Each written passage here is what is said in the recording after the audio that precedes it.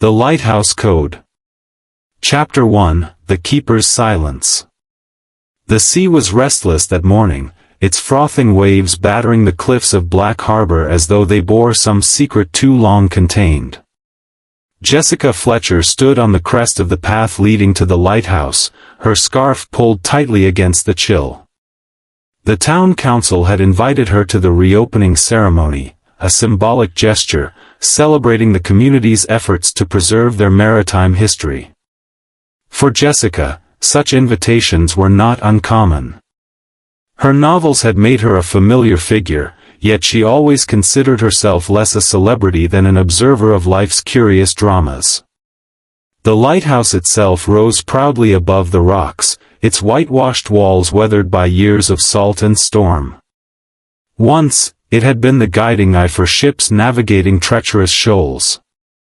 Now, its role was largely ceremonial, its lamp more a beacon of memory than necessity. Still, for the people of Black Harbor, the tower held meaning, history, identity, and even a certain romance. Jessica arrived early, as was her habit, preferring quiet observation to the fuss of ribbon cuttings and speeches. As she neared the lighthouse, however, she noticed something peculiar. The heavy oak door at the base was ajar. The keeper, Tom Haldane, was known to be meticulous. He would not have left it open, especially on a day when officials and townsfolk were expected. "Tom," she called, her voice carried off by the wind. No answer came. She stepped inside, her footsteps echoing against stone. The interior smelled faintly of oil and brine, the sense of a life lived in service to the sea. Climbing the spiral staircase, she felt the chill deepen, though whether from the draft or her own unease she could not tell. At the top, the lantern room opened in a circle of glass and steel. There, slumped against the railing, was Tom Haldane. His cap lay askew, his face pale, his eyes closed as though in sleep. But Jessica needed only one glance to know he would not wake again. Her heart tightened. Though she was no stranger to death, each encounter struck a chord, sorrow first, curiosity second.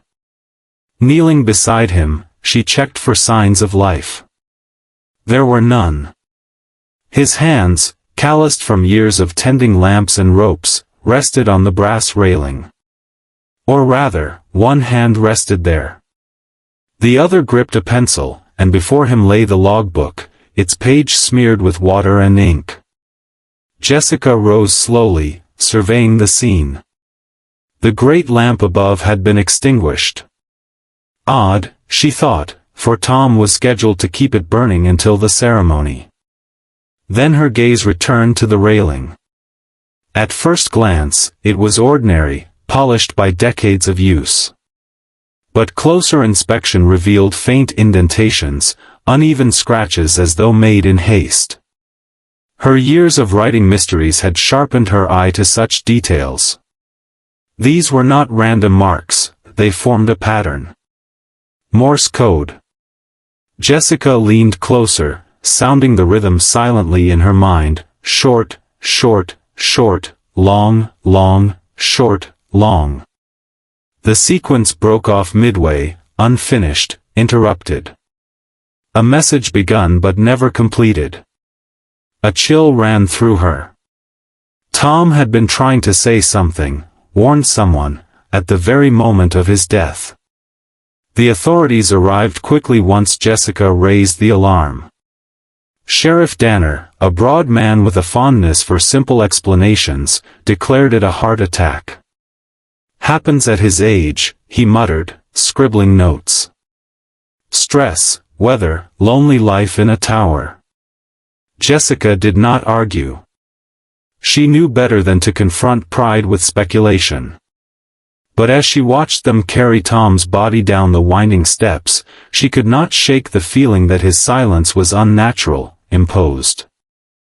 Later, as the townsfolk gathered outside the lighthouse, whispers spread through the crowd. Some mourned Tom, a steady figure of the harbor. Others whispered of Greta Wells, the eccentric radio operator who lived alone on the edge of town. She and Tom had been closer, perhaps, than most realized. And it was said she had not been seen for 2 days. Jessica listened, absorbing the fragments of gossip like pieces of a puzzle. Greta was known for her fascination with maritime history, particularly the wartime wrecks that littered the seabed. Some dismissed her as fanciful, others as secretive. But those who knew her best claimed she had been on the verge of some discovery. As the mayor attempted to proceed with the ceremony, Jessica's mind lingered not on speeches but on that broken Morse code. She had learned the basics during research for a novel years ago. She was rusty, but she knew enough to recognize intent. Tom had been leaving a final statement, one he had no time to finish. That evening, Jessica sat by her guesthouse window, overlooking the restless sea. She replayed the morning in her mind, line by line. The ajar door. The extinguished lamp. The logbook smeared with water. And most of all, the code on the railing. She scribbled the sequence into her notebook, repeating it aloud in whispers, ... It suggested a word beginning with S, perhaps SOS, or something more specific. She would need to check her references to be certain. Just as she closed her notebook, a knock came at her door. It was Mrs. Beale, the innkeeper, her face pale. "Mrs. Fletcher," she said, "I thought you ought to know. They've found Greta's cottage empty. No sign of her, just her radio equipment still running." Jessica felt her pulse quicken. 2 disappearances, connected by one unfinished message. Coincidence was a word she never trusted. "Thank you, Mrs. Beale," Jessica replied calmly. "I believe I shall pay Greta's cottage a visit tomorrow." Alone once more, she gazed out at the lighthouse, its dark lantern looming against the night. Somewhere in that silence lay Tom's final truth, locked in dots and dashes. She resolved then and there to decipher it, for the dead had voices still, they only needed someone willing to listen. And Jessica Fletcher was always willing to listen. Chapter 2, The Widow of the Waves. Morning mist clung to the harbor like gauze, softening the outlines of boats moored at their slips. Jessica Fletcher walked briskly along the wharf, her notebook tucked inside her coat. The evening before had left her restless. Tom Haldane's death weighed heavily on her, but more than grief, it was the unanswered questions that disturbed her. A man as precise as Tom would not leave his post unfinished unless forced. And now, with Greta Wells missing, the puzzle deepened. Greta's cottage sat at the very edge of town, where the land gave way to jagged rocks and open sea. It was a lonely place, battered by wind and spray, but Greta had always favored solitude. She was spoken of in half-whispers by townsfolk, part curiosity, part suspicion. Some remembered her as a capable radio operator in her youth, others dismissed her as a dreamer obsessed with wartime wrecks. Jessica, however, preferred evidence over rumor. The cottage door creaked open under her hand. No lock barred entry, only the faint hum of an unattended radio set, its green light blinking steadily. Inside, the air smelled of salt and ink. A clutter of charts, journals, and yellowed naval bulletins covered the table. Against one wall stood a transmitter, headphones dangling like a forgotten necklace. Jessica scanned the room with deliberate care. Greta's life was here, preserved in meticulous notes. Pages of Morse code translations, hastily penciled, spoke of long nights spent listening to frequencies no one else bothered with. One sheet caught Jessica's eye, strings of dots and dashes annotated with single English words, gold, sunken, betrayal. Each word was underlined, as though Greta had recognized their weight. Beside the papers sat a teacup, its contents long gone cold. Jessica touched the porcelain. It still held a trace of warmth, as though Greta had left not days ago, but hours. The thought unsettled her. A knock on the doorframe made Jessica turn. Sheriff Danner stepped inside, his boots tracking grit across the floor. "Thought I'd find you here," he said. "Place is empty. My men searched the shoreline at dawn. No sign of her." "Her absence troubles me," Jessica replied. "Especially given what she was working on." She gestured toward the papers. Danner frowned. "You don't mean this nonsense about wartime treasure? Greta's been spinning those tales for years. Keeps her entertained, I suppose, but it doesn't make them true." Jessica smiled faintly. "Perhaps. Yet people have been killed for less than truth, sometimes for the mere suspicion of it." The sheriff shook his head, clearly unwilling to indulge speculation. "We'll keep an eye out. Most likely she wandered off, lost her footing on the rocks. The sea claims its own." With that, he tipped his hat and left. Alone again, Jessica gathered a few pages into her notebook. She would study them more closely later. For now, she noted the undercurrents of secrecy. Greta had been chasing something real, or she believed she was. And Tom, loyal to his post, had become ensnared in her quest. Leaving the cottage, Jessica walked back toward the village. The streets buzzed with gossip. Outside the bakery, two fishermen debated in low tones. "She knew too much," one muttered. "Mark my words, Greta stumbled onto something she shouldn't have." "Bah," the other retorted. "She's half mad, that one. Always prattling about sunken gold and German subs.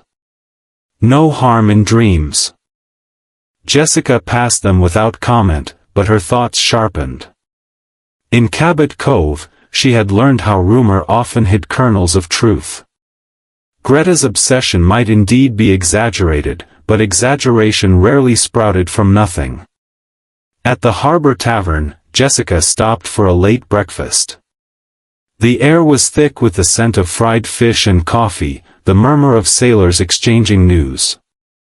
At the corner table, she overheard talk of the salvage trawler Sea Widow, whose crew had been lingering longer than usual in port. "They've been charting wreck sites," one man whispered. "Diving where no lobsterman bothers." Jessica's pen scratched notes as she ate. Greta's final transmissions, Tom's unfinished message, and now a salvage crew prowling the waters. It was a web tightening around the same point, the sea's hidden past. When she left the tavern, a figure caught her attention. A tall woman, wrapped in a dark shawl, stood watching from across the street. For a moment their eyes met. The woman turned quickly and disappeared down an alley. Jessica felt a twinge of unease. Later, back at her guest house, Jessica spread Greta's notes across the desk. She deciphered the Morse as best she could, consulting an old reference guide. The sequences spelled fragments, U-boat route, cargo manifest, coordinates. Greta had not been spinning fancy, she had been mapping evidence. The most chilling page bore a line scrawled in haste, "If I vanish, the lightkeeper knows." Jessica sat back, heart pounding. Greta had anticipated danger. She had trusted Tom Haldane to carry her secret if she could not. That explained his desperate code on the railing, an attempt to pass on the torch before it was too late. The conclusion was unavoidable. Tom's death and Greta's disappearance were linked by more than friendship. Someone had silenced them both to protect a secret worth killing for. That evening, Jessica walked to the pier, watching the horizon darken into twilight. Waves slapped against pilings, gulls wheeled overhead. She thought of Greta's radio, still whispering into the void, and of Tom's unfinished message. The sea, she reflected, was a jealous keeper of secrets. But secrets had a way of surfacing, just as bodies sometimes did. And Jessica Fletcher had never been one to let mysteries sink quietly into the deep. Chapter 3: The Salvage Crew. The following morning broke clear and bright, the storm-washed sky a hard enamel blue. Yet beneath the deceptive calm, Jessica felt tension pressing at the edges of Black Harbor. Rumors of Greta's disappearance had spread overnight, and by breakfast the town was buzzing with speculation. At the harbor, a rusted trawler drew her attention. The name painted on its hull, Sea Widow, seemed too poetic for coincidence. It belonged to Captain Lionel Cray, a man with a reputation as salt-weathered as his vessel. Jessica had heard his name whispered in the tavern the day before. Now she watched as he barked orders to his men, each one moving with the wary precision of sailors who had secrets to keep. From the pier, she could see them loading crates aboard, oxygen tanks, heavy cables, and diving gear. Not the supplies of lobstermen, certainly, but tools for something more clandestine. "Morning, Mrs. Fletcher," a voice called. It was Nathan Pike, one of the younger deckhands, pausing in his work to adjust a coil of rope. His face bore the tan of long hours at sea, but his eyes darted nervously. "Good morning, Nathan," Jessica replied pleasantly. "Busy day ahead?" "Just routine work," he said too quickly, before Cray's growl cut across the deck. "Pike. Less jaw, more hands." The captain's eyes flicked toward Jessica, sharp and suspicious. She smiled politely and moved on, but her mind was turning. Routine work rarely required deep-sea rigs and secrecy. That afternoon, Jessica decided to gather more information. She visited the maritime supply shop, where old Mr. Faber kept meticulous accounts. She inquired casually about recent purchases. Faber, eager to share, revealed that Cray's crew had bought specialized diving lamps, pressure gauges, and reinforced nets, equipment intended for salvage rather than fishing. "They say he's after a fortune down there," Faber confided, lowering his voice. "Gold, maybe. I told him, the sea doesn't give up treasure without taking something in return. But men like Cray don't listen." Jessica nodded thoughtfully. Greta's notes had mentioned sunken cargo, and Tom's message hinted at danger connected to it. The pieces were aligning, though the picture remained hazy. Later, Jessica returned to the tavern. The place reeked of salt, ale, and smoke, its tables crowded with fishermen trading stories. She found a quiet corner and ordered tea, her ears tuned to the surrounding voices. Two of Cray's crew sat nearby, speaking in hushed, heated tones. "I'm telling you, Lionel's pushing too far," one muttered, his hand trembling around his glass. "First the radio woman, now the keeper. You think no one's going to notice?" "Keep your voice down," the other hissed. "We all knew the risks when we signed on. The wreck's down there, and we'll be rich men once we bring it up. But if you want out, do it quietly. Otherwise, you'll end up like Tom." Jessica's pen scratched quickly in her notebook beneath the cover of a napkin. Confirmation, at last, both Greta and Tom had stood in the crew's way. When the men rose to leave, Jessica caught sight of a gold chain slipping from one sailor's pocket. At its end dangled a small brass key, the kind used to open marine lockers. It glinted in the dim light before he tucked it away. She left soon after, the words echoing in her mind, "End up like Tom." The following morning, she walked the shore where the Sea Widow moored.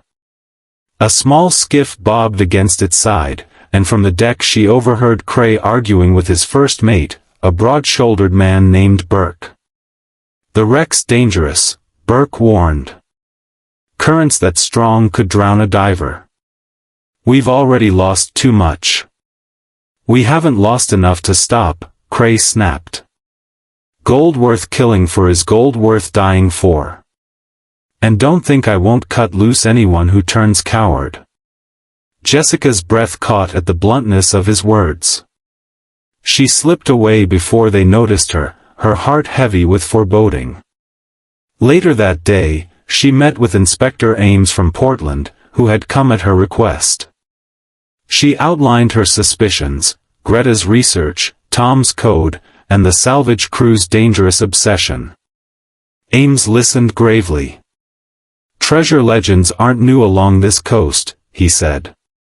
"But if what you say is true, these men may already have blood on their hands. I'll put a watch on them." "Be careful," Jessica cautioned. "Desperation makes men reckless." That evening, the Sea Widow slipped from the harbor under cover of fog.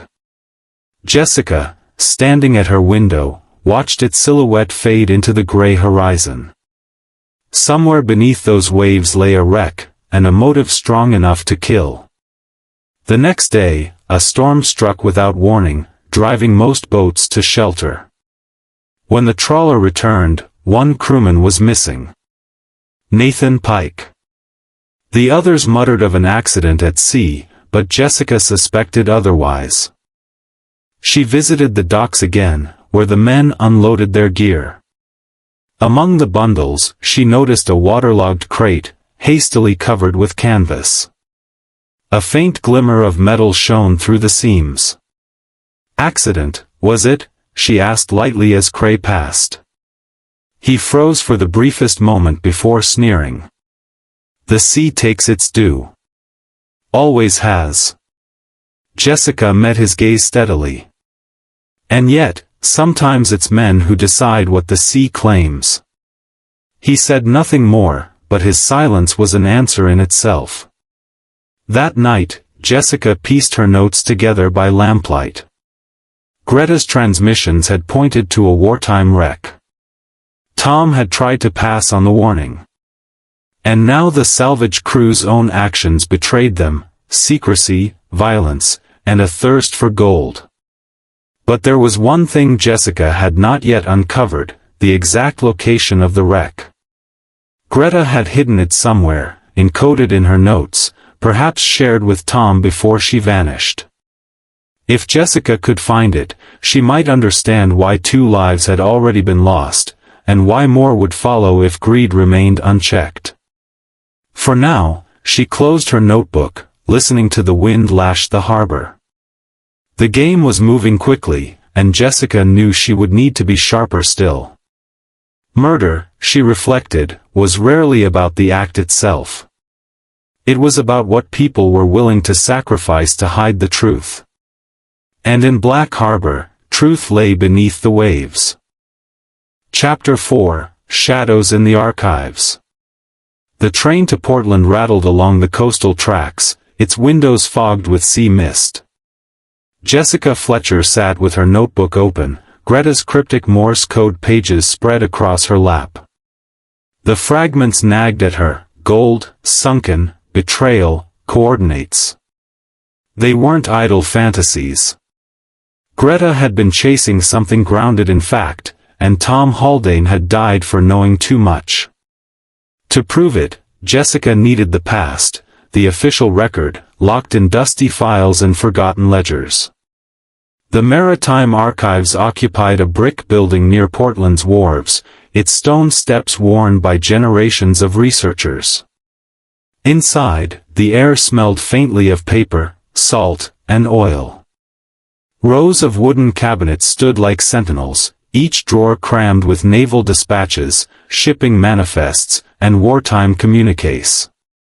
Jessica explained her interest to the archivist, a spectacled man named Dr. Calder.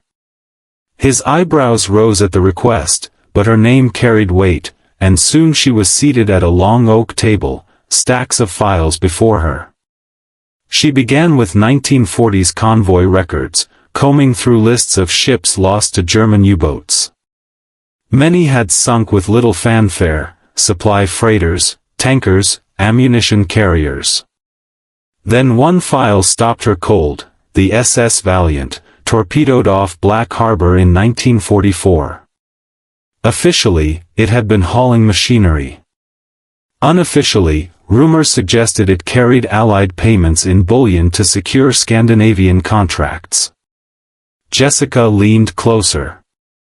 In the margins of the report, someone had penciled notes decades ago: unconfirmed cargo, speculative gold reserve transfer.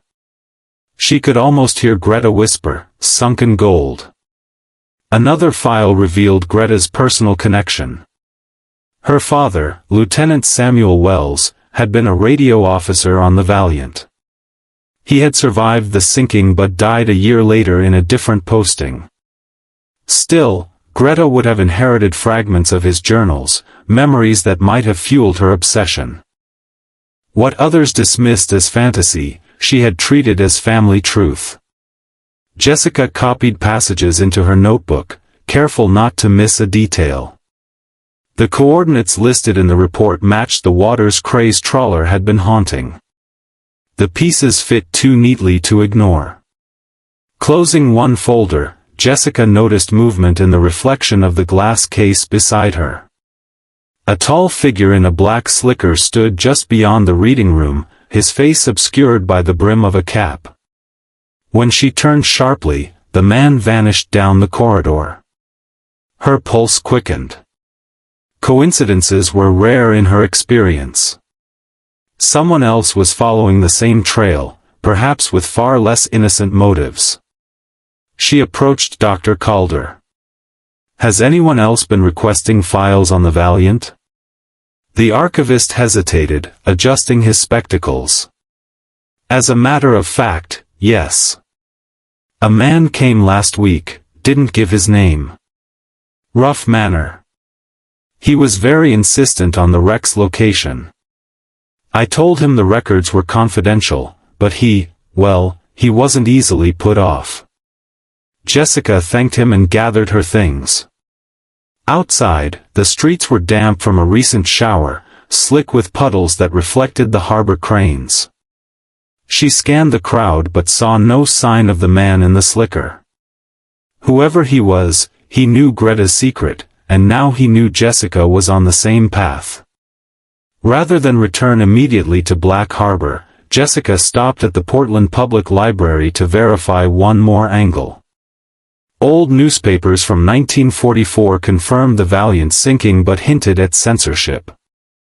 Columns spoke vaguely of classified cargo and inquiries deferred. One editorial even hinted at a cover-up: what lies beneath our waters may never surface.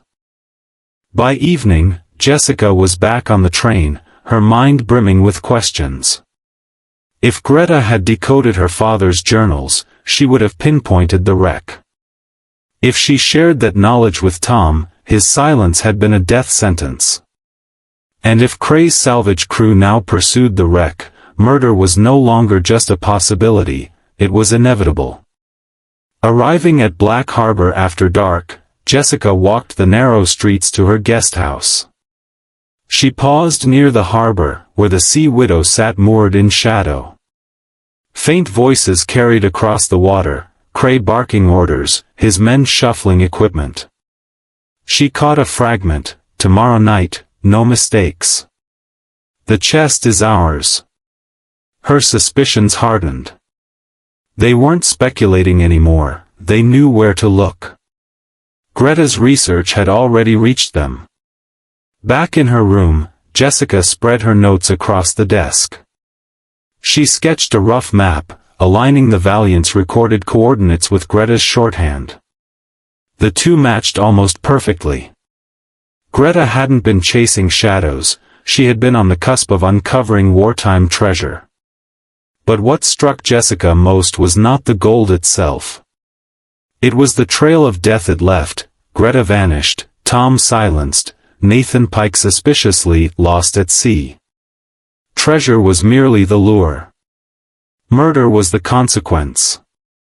She leaned back, gazing through the window at the lighthouse in the distance. Its beam swept across the black horizon, steady and relentless. Once, it had warned sailors of rocks. Now, it seemed to warn Jessica of something far darker, men blinded by greed. The next morning, Inspector Ames telephoned from Portland. His tone was grave.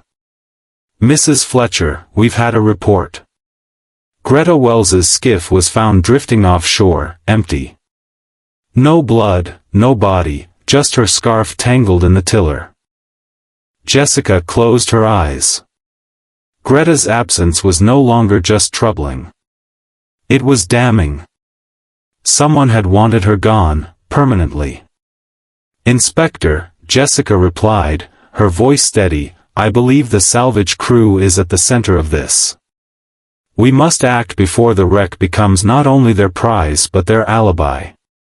She hung up and stood at the window, watching the harbor stir to life. Cray and his men moved with determination, loading supplies with grim purpose. They were planning their dive soon, perhaps tonight. Jessica Fletcher had unraveled enough mysteries to know the pattern, secrets buried, then clawed to the surface at terrible cost. If she wanted justice for Tom and Greta, she would need to face the truth head-on. The lighthouse beam cut across the dawn, and Jessica whispered to herself, the code was never about treasure alone. It was about betrayal. And betrayal always leaves a trail. Chapter 5, The Storm and the Signal. By late afternoon, the wind had shifted, carrying the scent of rain across Black Harbor.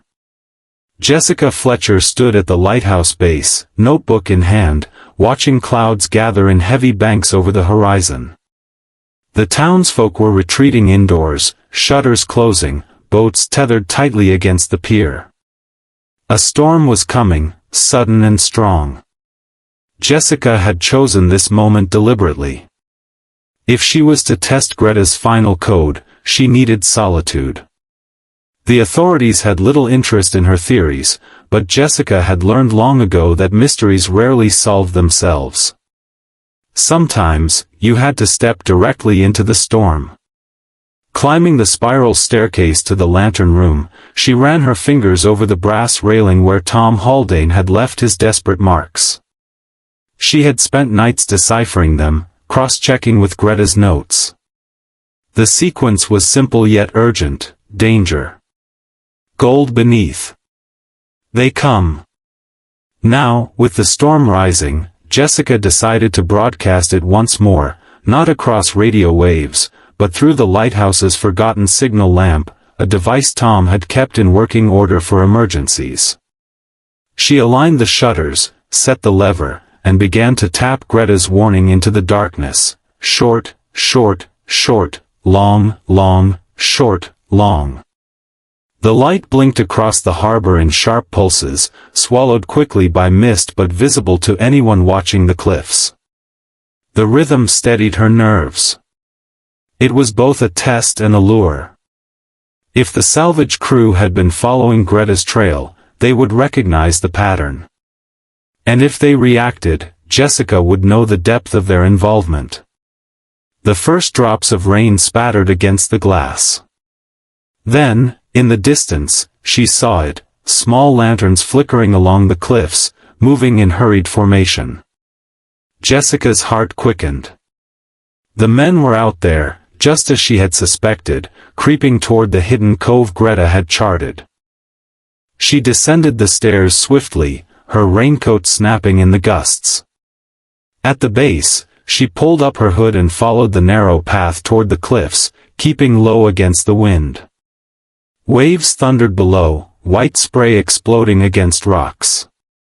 Reaching the edge, she crouched behind a cluster of boulders. From her vantage, she saw Captain Cray and two crewmen lowering bundles into a skiff. The men worked with grim efficiency, voices carried faintly by the wind. "Keep it steady," Cray barked. "The tide's with us. Once we're loaded, we make for the wreck." The crates were heavy, iron-bound. Jessica recognized diving suits and oxygen tanks. This was no casual excursion, they were preparing for a full descent. Suddenly, a cry split the gale. One of the men, struggling with the ropes, slipped on the slick rocks. Jessica gasped as he toppled into the churning surf. His arms flailed briefly before the waves dragged him under. "Help him," shouted the younger sailor. But Cray's face hardened. He seized the rope himself, pulling the skiff closer.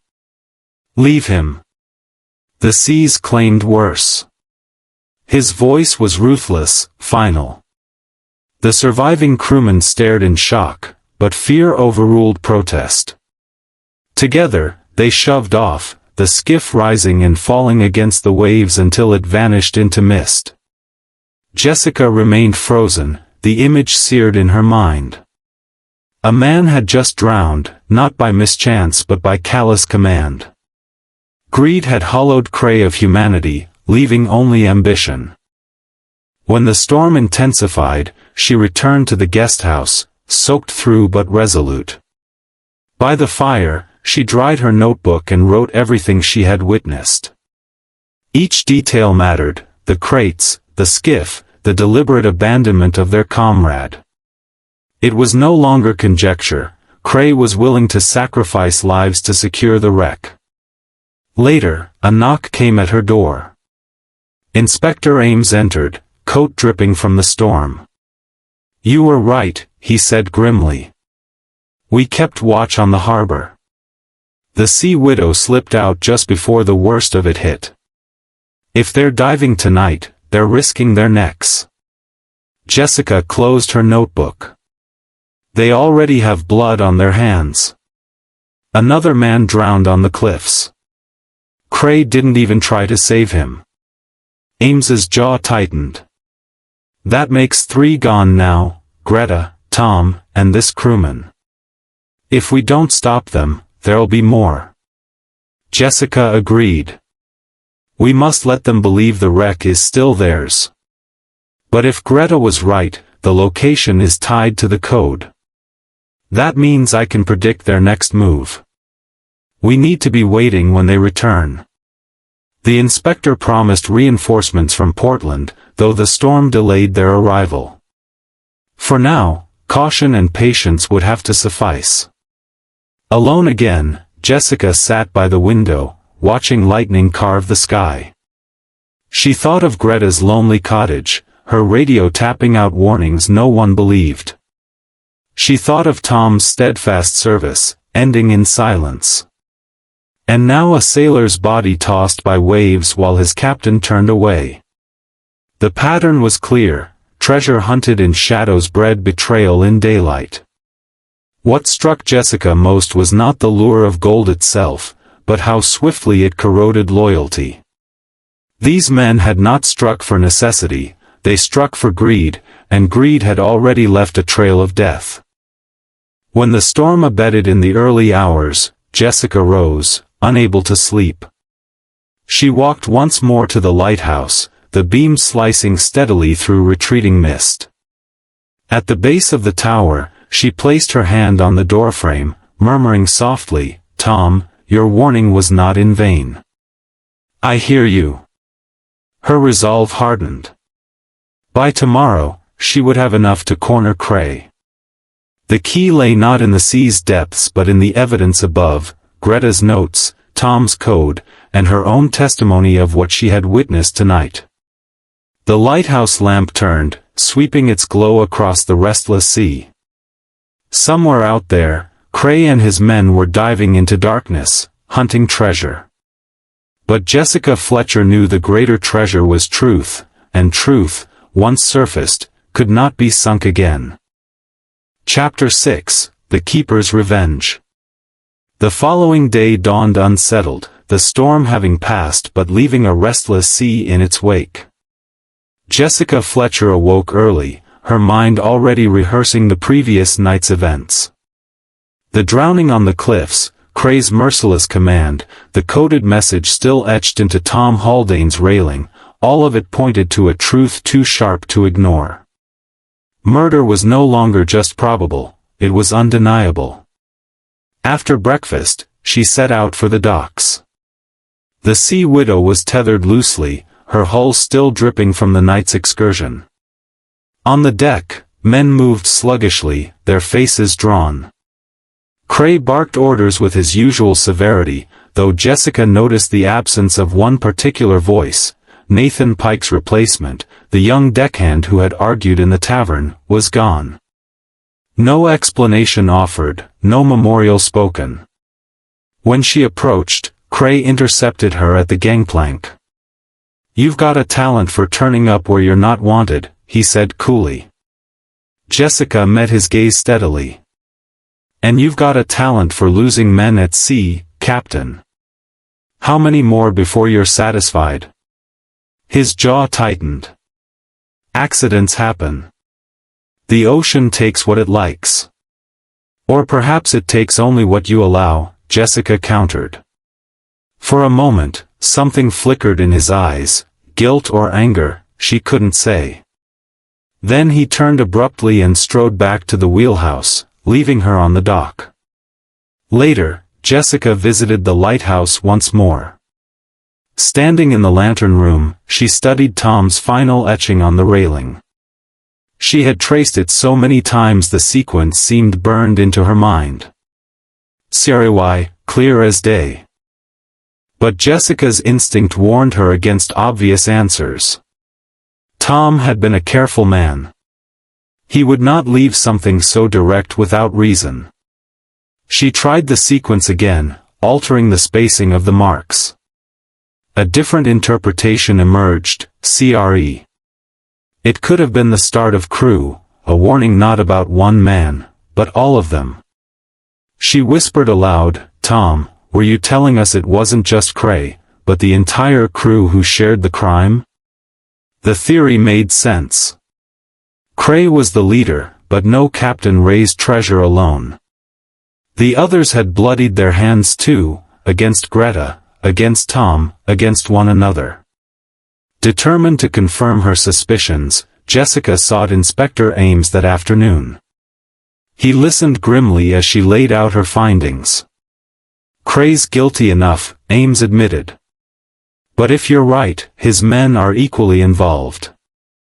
Problem is, we've no proof beyond your testimony." "Then we must create the proof," Jessica replied. Greta and Tom tried to speak through Morse code. Perhaps it's time we let the crew's own greed speak louder than any code.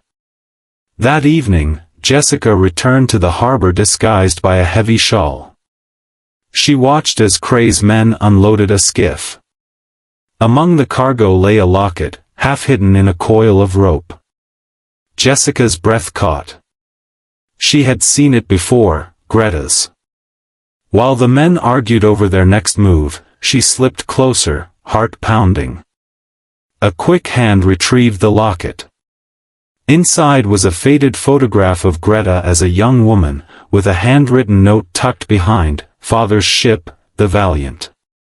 Trust the Lightkeeper." The message confirmed everything. Greta had entrusted Tom with the wreck's location. Cray's crew had silenced them both to steal it. Jessica returned the next morning with Inspector Ames. They confronted Cray at the tavern, where he sat drinking with two of his men. At the sight of the locket, Cray's expression darkened. "Where did you get that?" he demanded. "Where you left it," Jessica replied. "Hidden in your skiff, stained with rope burns. Greta's property. Proof she was in your custody before she disappeared."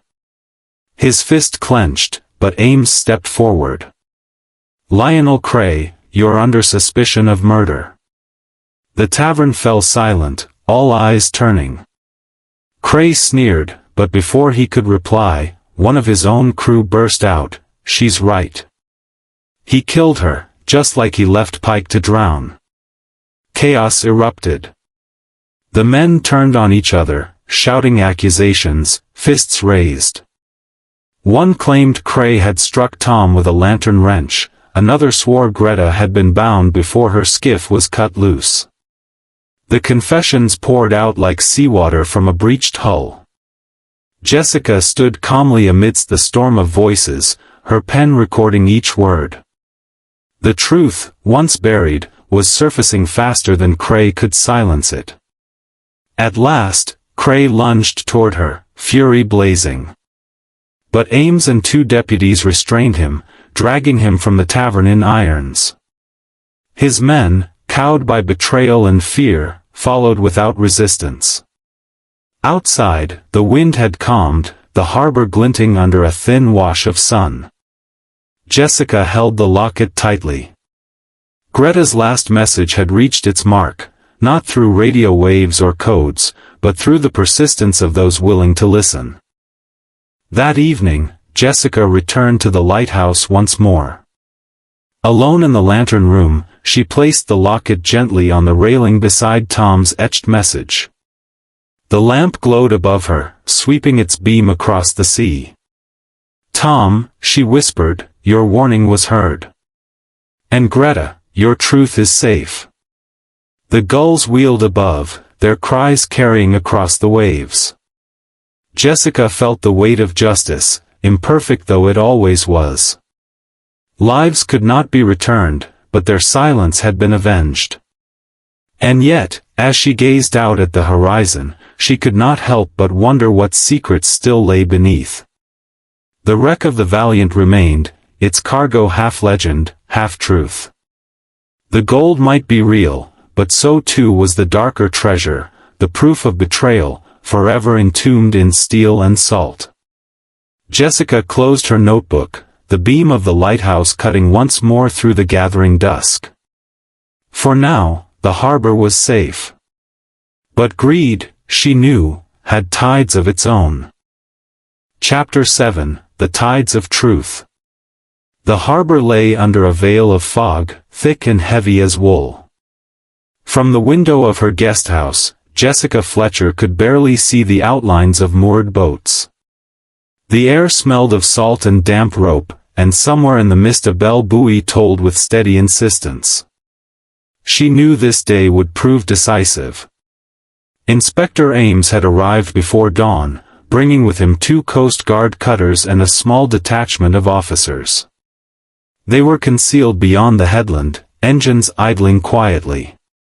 The plan was simple but perilous. Let Cray and his men believe they were free to plunder the wreck, then catch them with evidence in hand.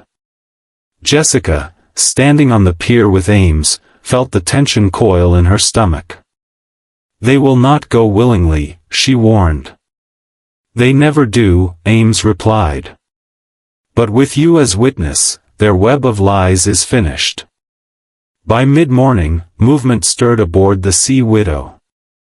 Through the thinning fog, Jessica saw figures hefting bundles, hoses, helmets, coiled ropes. Cray himself emerged from the wheelhouse, barking orders, his voice carrying across the still water. The crew worked with grim focus, their loyalty bound not by trust but by fear and greed. Jessica and Ames retreated to a sheltered vantage point along the cliff path. From there, they watched as the trawler slipped from its berth and made for the open sea. One of the Coast Guard cutters shadowed at a distance, keeping just out of sight. The hours dragged. Waves beat against rocks, gulls circled overhead. Jessica's thoughts strayed to Greta, alone in her cottage with her father's journals, and to Tom, etching his final desperate warning into cold brass. They had both tried to stop this, but now it fell to her and Ames to finish what they had begun. At last, a signal came from the cutter. The Sea Widow had anchored above the wreck's recorded coordinates. Divers were in the water. Jessica and Ames boarded a patrol launch and moved swiftly through the swells, arriving just as figures in dripping suits clambered back onto Cray's deck. From her position behind the launch's cabin, Jessica watched the scene unfold. The crew heaved a heavy chest over the rail, its iron fittings rusted but intact. Their faces shone with triumph, even as exhaustion weighed on them. Cray stood above, eyes alight with a greed that made Jessica's skin crawl. "Open it," he ordered. Two men pried at the lock with crowbars until the hinges gave. The lid groaned, revealing rows of sodden canvas sacks and corroded bullion bars. Among them were sealed envelopes, still bearing military insignia, though warped by salt and time. "There it is, lads," Cray declared, his voice thick with triumph. "Fortune enough for all, if you're wise." But even as he spoke, tension snapped like a rope in a gale. One sailor pushed forward. "Share it evenly, Lionel. No tricks." Cray's eyes hardened. He seized a gaff hook, swinging it in sudden fury. "No shares. The sea doesn't divide its spoils." The blow caught the sailor across the shoulder, sending him sprawling. Another lunged in defense, fists raised, and in an instant the deck erupted in chaos. Men grappled, curses flew, and the chest of gold nearly tipped into the sea. Jessica clutched Ames's arm. "Now!" The inspector signaled. Coast Guard spotlights flared through the fog, engines roared, and armed officers poured onto the deck. In the confusion, Jessica stepped forward, her voice ringing clear. "Gentlemen, enough," she cried. "Greed has drowned too many already. Tom Haldane, Greta Wells, even your own shipmates. How many more before you see the truth?" The crew froze, stunned by her sudden appearance. Cray glared at her with murderous rage. "You meddling witch," he spat. "This was never your fight." "It became my fight the moment you silenced those who tried to speak," Jessica replied evenly. "Tom's message was for all of us, and Greta's research was never yours to steal. Their voices echo louder than your threats." Ames stepped in then, officers at his side. "Lionel Cray, you and your crew are under arrest for murder, conspiracy, and unlawful salvage." The sailors slumped in defeat, their rebellion quelled as weapons clattered to the deck. Cray, however, lunged once more, eyes wild. He nearly reached the chest before two officers dragged him back, shackling his wrists. His curses echoed over the waves, but his empire of greed had sunk with the tide. Jessica turned to the chest, its contents glimmering dully in the gray light. The gold was real, though tarnished, and the documents within told a story of wartime desperation, payments, supply lists, and coded correspondence. Greta had been right all along, but her victory had come at terrible cost. Back on shore, the townsfolk gathered as news spread. Some wept for Tom, others whispered Greta's name like a prayer. Jessica spoke quietly to Ames. "They will be remembered, not as eccentrics or fools, but as the guardians of truth." Ames nodded. "And you, Mrs. Fletcher, have done what no one else dared, broken the code the sea tried to keep." Jessica smiled faintly, though her eyes were somber. "I only listened. Tom and Greta did the rest." That evening, as the sun dipped behind the horizon, Jessica returned to the lighthouse. The lamp had been relit, casting its steady arc across calm waters. She placed her hand once more on the railing, tracing the scratches Tom had left. They no longer seemed frantic or unfinished. They were a message carried to its end. "The tides may hide the truth," she murmured, "but they cannot erase it. Not forever." With that, she descended the spiral stairs, her steps echoing softly. The storm had passed, the wreck had yielded its secret, and justice had been wrestled from the waves. Yet Jessica knew the sea would always hold more mysteries, some best left untouched, others demanding pursuit. And she, ever curious, would always be ready to listen when silence spoke. Chapter 8, the Lighthouse Code. The courthouse in Portland was crowded, every bench filled with townsfolk and curious reporters. Word of gold pulled from the sea, and of the murders tied to it, had traveled quickly along the coast. Jessica Fletcher sat quietly in the second row, her notebook balanced on her lap. She had no desire for spectacle, but she knew that closure was necessary, both for the living and for the dead.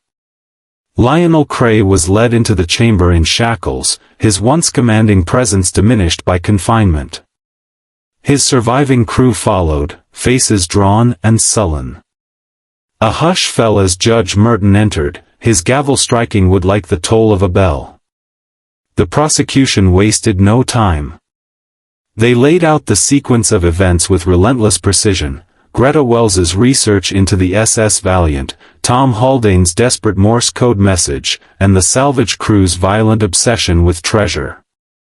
Witnesses described Greta's disappearance, Tom's suspicious death, and the drowning Jessica herself had witnessed on the cliffs. Then came the locket, retrieved from Cray's skiff, its inscription, "Trust the Lightkeeper," echoing across the room like a ghost's whisper. Jessica was called to the stand. She spoke clearly, recounting each step without embellishment: the etchings on the lighthouse railing, Greta's scattered notes, the secretive actions of the Sea Widow's crew, and the final confrontation aboard the trawler. She did not dramatize; truth carried its own weight. "Mrs. Fletcher," the prosecutor asked, "in your opinion, was Tom Haldane's death accidental?" "No," Jessica replied firmly. "Tom was silenced because he held knowledge his killers wished buried.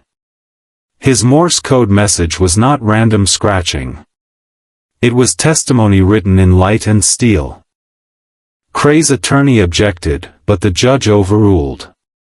Jessica's words had landed, clear and undeniable.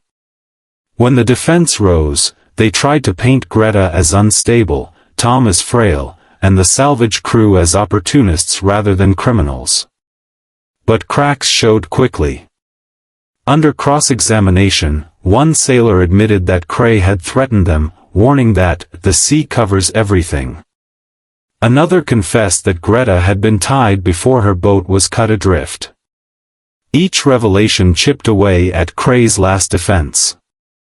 Finally, Cray himself took the stand. He leaned forward, his eyes blazing. "We did what men have done for centuries, we took what the sea offered. If fools got in the way, that's not murder, that's fate." A murmur of outrage rippled through the gallery. Jessica met his gaze calmly. "Fate did not strike Tom Haldane. A man did. You did." The silence afterward was heavier than any gavel. The jury needed little time.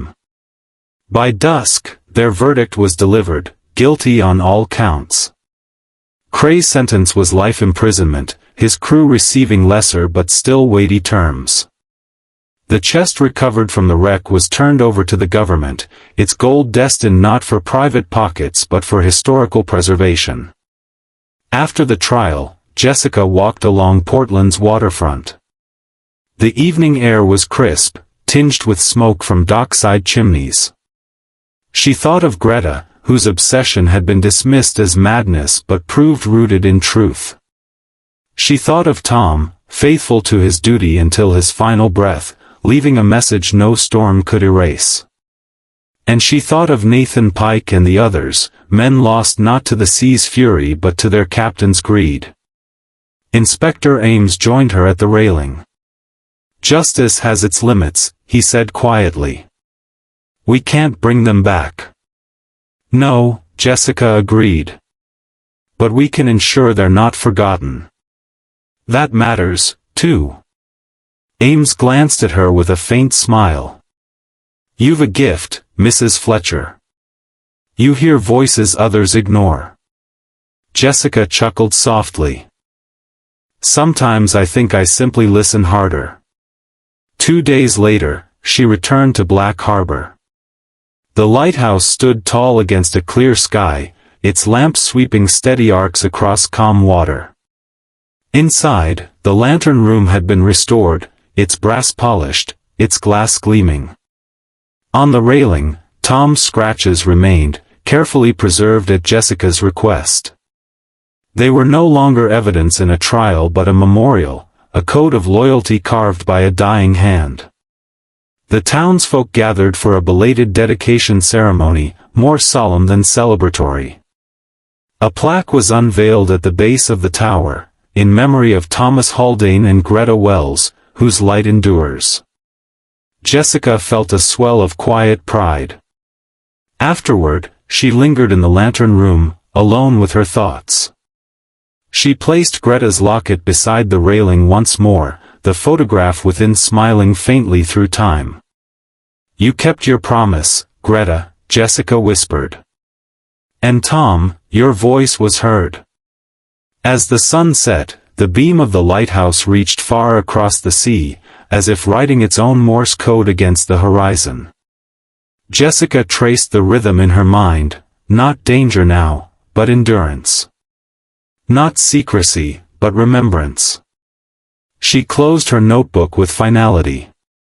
Another mystery solved, another tragedy given voice. Yet she knew the sea would never cease to guard its secrets. For every wreck discovered, another lay hidden in fathoms beyond reach. And somewhere, someday, another story would call her name. Walking back down the spiral stairs, Jessica smiled faintly. "The sea keeps its treasures," she murmured, "but it cannot keep its lies. Not forever." The gulls wheeled above, the tide whispered against the rocks, and the lighthouse stood eternal, its code broken, its truth preserved.